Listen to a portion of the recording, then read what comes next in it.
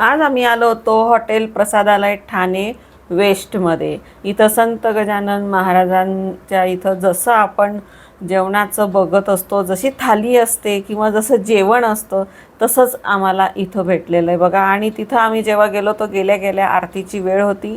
जेवणाच्या आधी बघा आरती होत असते तिथं दरवेळेला, तर जोही आधी येतो त्याला ते आरती देत असतात सगळ्यांना। तर आमचा योग होता आरती करण्याचा, म्हणून आम्ही त्या ठिकाणी उपस्थित असताना आम्हाला आरती करायला भेटली। सगळेजण बघा आजूबाजूला तुम्हाला दिसत आहेत, जसं शेगावला असतात सेवेकरी तसेच ह्या ठिकाणी आहे।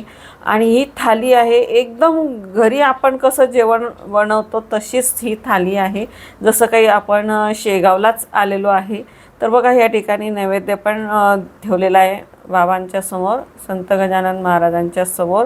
त्यांनी सुरुवातीलाच एक छोटंसं असं छानसं मंदिर केलेलं आहे, मूर्ती ठेवलेली आहे। आणि बघा ही यांची जेवणाची व्यवस्था बघा, किती सुंदर सुंदर मस्त मस्त भाज्या आणि ही आहे थाली।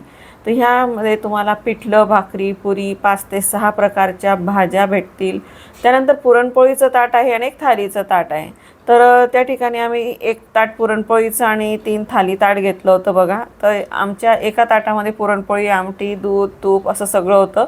आणि दुसऱ्या थाळीमध्ये तुम्हाला ह्या 5-6 प्रकारच्या भाज्या आहे, पुरी आहे, श्रीखंड आहे, गुलाबजामुन आहे। तर असं हे जेवण आहे हॉटेल प्रसादालय ठाणे वेस्टमध्ये, संत गजानन महाराज चौक ह्या ठिकाणी आहे। जर तुम्ही जात असणार तर त्या भागात नक्की जा, जसं तुम्ही शेगावला आलेले आहात असंच तुम्हाला इथं आल्यावरती वाटेल।